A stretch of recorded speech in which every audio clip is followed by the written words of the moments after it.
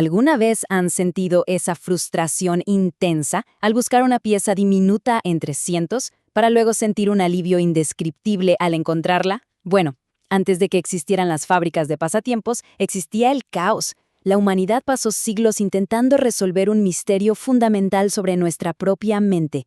Y existe un objeto cotidiano, en apariencia inofensivo, capaz de detonar obsesión y satisfacción extrema casi al mismo tiempo. Bienvenidos a este análisis de Etimológico Objetos.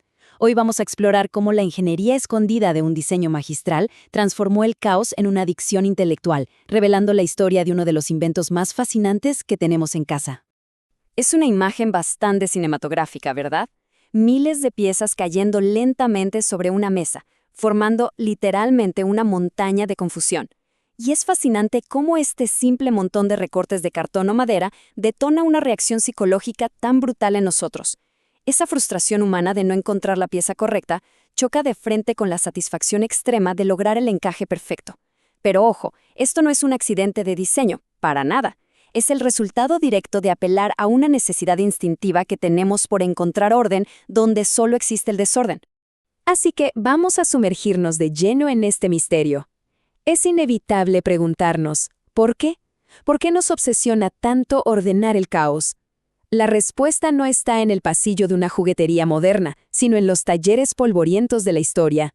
Para entender esta obsesión, tenemos que examinar cómo la humanidad intentó resolver este enigma a lo largo de los siglos, buscando desesperadamente herramientas para entrenar la mente frente a lo desconocido. Empecemos con el siglo XVIII y la ingeniería del primer mapa.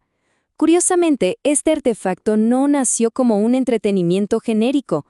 Nació entre el olor a madera cortada, tinta fresca y planos técnicos. Era una herramienta rígida, científica, diseñada para revolucionar la forma en que aprendíamos. La solución que redefinió el aprendizaje llegó por ahí de la década de 1760, gracias a un cartógrafo británico llamado John Spilsbury. Y aquí está su genialidad. Él creó una verdadera ingeniería escondida. Tomó mapas del mundo, los pegó sobre láminas de madera y cortó cuidadosamente las fronteras de los países con una sierra fina. O sea, no creó un simple juguete, diseñó un instrumento educativo de altísima precisión. La revelación sorprendente de esa época fue descubrir que obligar al cerebro a resolver los fragmentos por separado era de hecho el método más efectivo para comprender el todo, un salto tremendo para la enseñanza. Lo que nos lleva a nuestra siguiente parada, el refugio psicológico entre la depresión y la industria. Resulta que nuestro cerebro literalmente odia los patrones incompletos. Es una pura cuestión de biología. Cuando vemos un diseño fracturado, la mente intenta organizarlo, y al lograrlo, nos da pequeñas pero poderosísimas recompensas psicológicas. Esta mecánica oculta preparó el terreno para que el invento saliera de las escuelas. El salto industrial fue rapidísimo. Pasamos de aquellos mapas educativos de madera a las ruidosas fábricas mecánicas de principios del siglo XX produciendo cartón troquelado en masa. Pero el hito más impactante ocurre en los años 30. Durante la Gran Depresión, las cajas se multiplicaron a nivel global.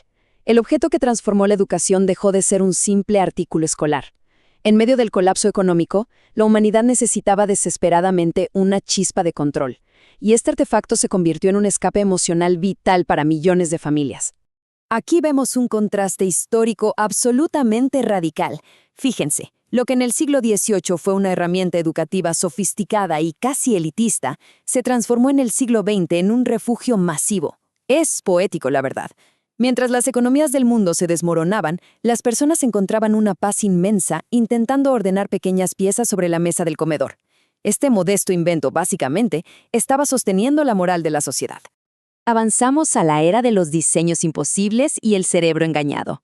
Con la industria a toda marcha, el diseño evolucionó casi de manera enfermiza. Ya no era solo formar un dibujo bonito. Los ingenieros empezaron a crear estructuras para frustrar deliberadamente a la mente humana. Hablamos de una revolución silenciosa en el diseño industrial. La evolución alcanzó un nivel de locura fascinante.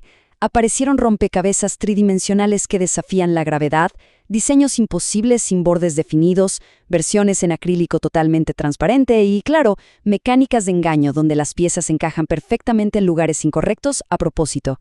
Sumar miles de piezas se transformó por completo en un deporte mental de alto rendimiento.